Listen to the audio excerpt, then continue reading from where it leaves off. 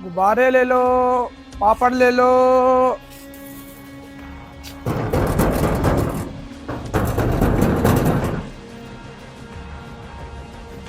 आज तो फिर से आ गया है। साहब जी गुब्बारे ले लो, अब बच्चे खुश होंगे।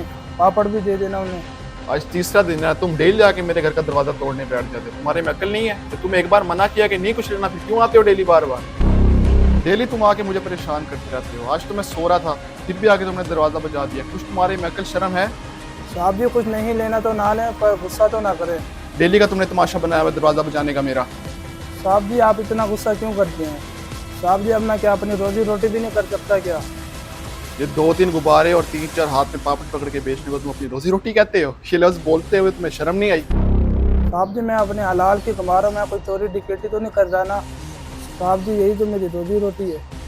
अच्छा, अपनी ये बकवास कहीं और जाके करना। निकलो यहाँ से अभी फिलहाल। ठीक है साहब जी, अंदर कभी नहीं आऊँगा आपकी घर।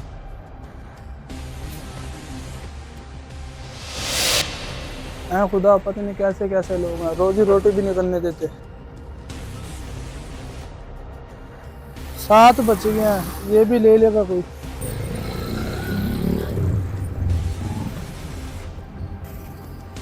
आज तुम फिर मुझे मिल गए हो। साहब जी मुझे नहीं पता था आप हैं, वरना मैं आपको रोकता ना। ये भी ठीक है, मेरे घर का पीछे छोड़ दिया तो मुझे बाहर रोकोगे जगह जगह रोक। ठीक है ये भी। साहब जी अब तो मैं आपकी गली में नहीं आया, मैं तो सड़क पे खड़ के रोजी रोटी कर रहा हूँ।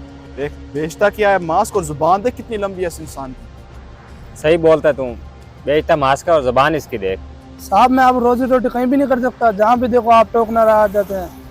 काम देखी इसके, बेचता मास्क और इसको भी रोजी रोटी बोलता है। तुम्हें लगता है मेरी कल वाली बात भूल गई? ये गुब्बारे बेचना, पापड़ मास्क बेचना रोजी रोटी नहीं कहते, सिर्फ भीख मंगा बोलते हैं। साहब जी आप फिर वही बात कर रहे हैं, मैं तो अपने हलाल की कमाई कमा रहा हूँ। तुम्हें कल भी बोला था मेरे आगे जुबान मत चलाया करो। हो तुम क्या? देख तो सही, मास्क बेचने वाला हमारे सामने जबान चला रहा है। बड़े कह रहे थे ना तुम्हारी रोजी रोटी हलाल की कमाई, ये पड़ा सारा बेच के दिखाना।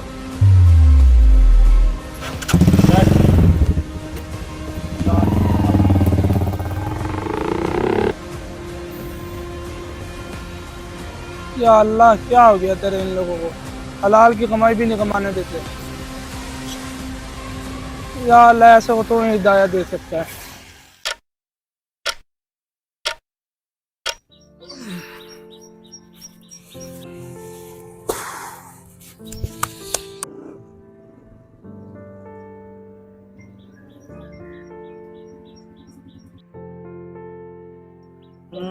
गोश्त भी थोड़ा ही रह गया, लगता है और काटना पड़ेगा गोश्त मुझे। चलो भाई क्या चाहिए? भाई 2 किलो। यार आप वही नहीं जिसने अपने घर के बाहर मेरी बेइज्जती की थी और मेरे मार्क्स गिरा दिए थे? हाँ भाई मैं वही हूँ। आप ये सब छोड़ो, बताओ चाहिए क्या? यार आप ये बताओ, ये सब आपके साथ हुआ कैसे? बस मैं क्या बताऊँ, मैं जिस जगह पे काम करता था उन्होंने मुझे काम से निकाल दिया, और डिग्री वगैरह तो मेरे पास कुछ थी नहीं। बस मैं क्या बताऊँ, किसी भी जगह पे शिफ्ट हो, प्राइवेट दफ्तर हो या कोई और प्राइवेट जगह हो, जहाँ पे मैं काम करने जाता हूँ मुझे काम से निकाल लेते हैं। मेरे साथ कुछ ना कुछ वहाँ गलत जरूर होता है, वहाँ पे हमेशा कुछ गड़बड़ हो जाता है और मुझे नौकरी से निकाल देते हैं। आखिर मेरे पे यही वाला हाल था जो मैंने अब किया। यार मुझे तो लगता है किसी ने मेरे पे जादू किया था या किसी की नजर लग गई थी। कहाँ मैं इतने बड़े बड़े महलों में, कहाँ बड़ी बड़ी गाड़ियों में घूमता था, किसी का दुकान पर आता। भाई ये काला जादू या कोई नजर का नतीजा नहीं है, ये तुम्हारे तकब्बुर का नतीजा है।